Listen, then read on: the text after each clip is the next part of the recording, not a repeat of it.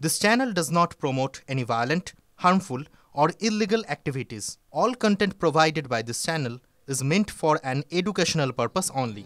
দুচোখে নেই দৃষ্টি, তবে হার মানতে শেখেননি তিনি।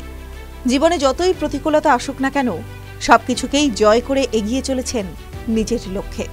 হুগলির ভদ্রেশ্বরের গৌরহাটির বছর 28-এর অনুপ সিং মাত্র 9 বছর বয়সে ডায়রিয়ায় আক্রান্ত হয়ে দুটি চোখ নষ্ট হয়ে যায়। প্রথমে বাঁ চোখ ও পরে ডান চোখের উপর প্রভাব পড়ে। চিকিৎসকের কাছে নিয়ে গেলেও তার দৃষ্টিশক্তি ফেরানো যায়নি, তবে তাতেও থেমে থাকেননি। নিজের লক্ষ্যে অবিচল থেকে পড়াশোনায় একের পর এক সাফল্য এনেছেন। বর্তমানে জিআরএফ অর্থাৎ জুনিয়র রিসার্চ ফেলোশিপ নিয়ে পড়াশোনা করছেন। আগামী জানুয়ারি মাসের 1 থেকে 19 তারিখে পরীক্ষা। এখন চলছে তারই প্রস্তুতি। অনুপের মা উত্তরপ্রদেশের বাসিন্দা। স্বামী ছেড়ে চলে গিয়েছেন সেই কবে। তারপর 2001 সালে সন্তানদের হাত ধরে চলে আসেন হুগলিতে। বর্তমানে গৌরহাটিতে এক চিলতে টালির বাড়িতেই 2 সন্তানকে নিয়েই থাকেন গীতা। যদিও তার 2 মেয়ের বিয়ে হয়ে গিয়েছে। ছোট ছেলে কম্পিউটার নিয়ে পড়াশোনা করছে। বড় ছেলে অনুপ ছোট থেকেই দৃষ্টিহীন। তাকে পড়াশোনা শেখাতে অন্যের বাড়িতে কাজ করতে হয় তাঁকে। হুগলিতে আসার পর সেখানে সিদাম সাহার সঙ্গে তার পরিচয় হয়। তিনি শ্রীরামপুরের সেবা কেন্দ্র এবং আই ব্যাংকের কর্মী। সেখানেই অনুপকে নিয়ে যাওয়া হলে চিকিৎসকরা তাকে দেখে জানিয়ে দেন তার চোখের দৃষ্টি ফেরানো অসম্ভব। তখন সিদামবাবু অনুপকে উত্তরপাড়া ব্লাইন্ড স্কুলে নিয়ে গিয়ে ভর্তি করেন। সেখানে 8ম শ্রেণী পাশ করার পর 2014 সালে ক্যালকাটা ব্লাইন্ড স্কুলে ভর্তি হয়। সেখানে মাধ্যমিক ও উচ্চ মাধ্যমিক পাশ করেন তিনি।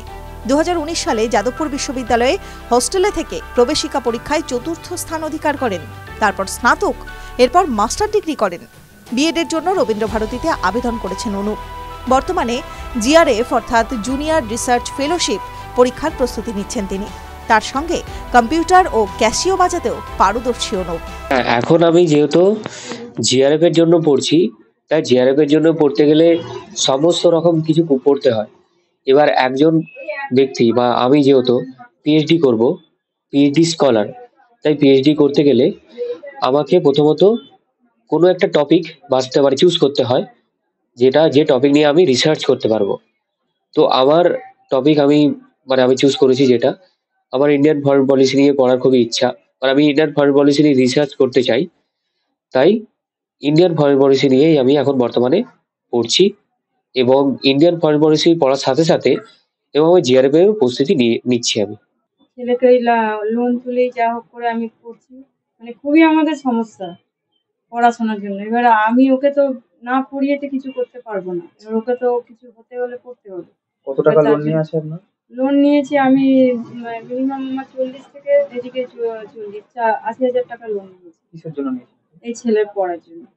এখন 40,000 টাকা জমা করেছি। আবার তাও এখন আরো দরকার। তো সেটাই এখন আমার নিয়ে এখন সমস্যায় আছি। টিভি9 বাংলা ডিজিটাল।